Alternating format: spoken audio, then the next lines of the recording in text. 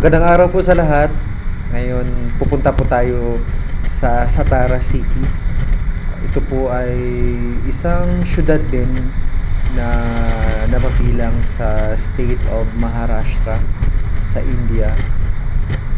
From our school, mga almost 180 kilometers siya.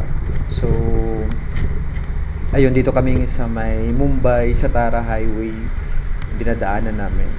And kapag summer season, guys, itong mga landscape na to, itong area na to is brown yan siya.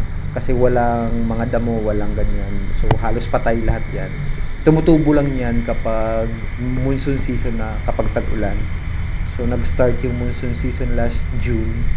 And ayan, kaya nagiging green, tumutubo na yung mga halaman, mga damo at saka iba pa.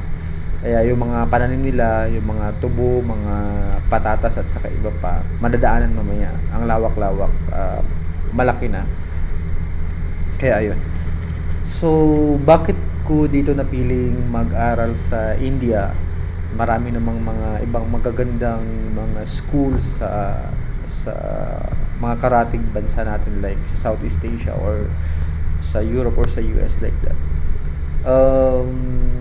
Dito ko napili kasi scholarship grant kasi to. So, I can't afford to go to school man. You know, like, you will fund yourself sa ibang bansa mag-aaral. Scholarship grant kasi to.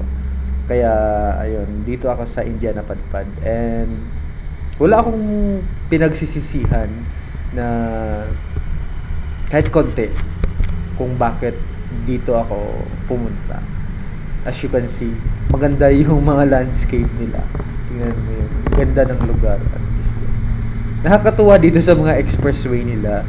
Minsan nakikita ko mga normal, mga motor yan, dumadaan yan sa mga expressway. And walang toll yung motor. Yan, yung mga ano lang, yung mga four-wheelers vehicle lang yung merong nagbabayad ng toll. Yung mga motor, meron silang dinadaanan sa gilid na maliit na ano na opening. Ayun, doon dumadaan one time. Sumakay ako sa classmate ko, nagmotor kami. And dumaan kami nga sa highway. And then sa expressway. And then sabi ko, wala akong dalang cash. Sabi ko, online payment yung gagawin natin. Sabi ko, wait, kukunin ko yung phone kasi mag-scan tayo ng QR code ng toll gate ganun. And sabi niya, no. It's okay. You don't need to pay, sabi niya. Sabi ko, what? And then, ayun, dumaan pala kami dun sa may gilid ng toll gate. Ayan, may opening siya, may daanan ng mga motorsiklo. Like that. Sabi ko, nakakatuwa naman. Hindi nagbabayad ng toll yung mga motor. Nakakatuwa siya. Ayan.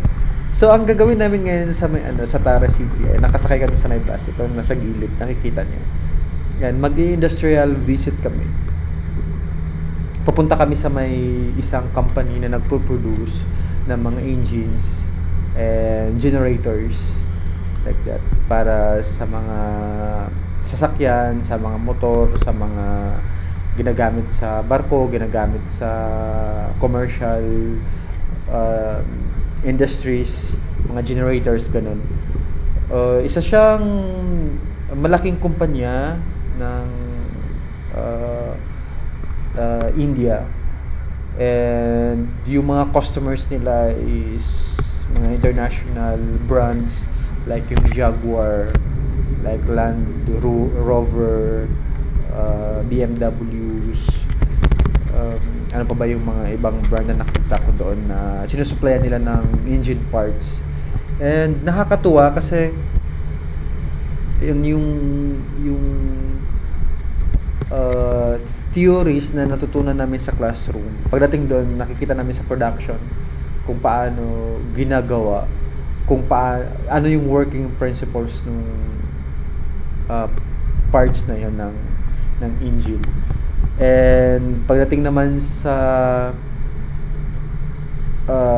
classroom instructions, ay nako,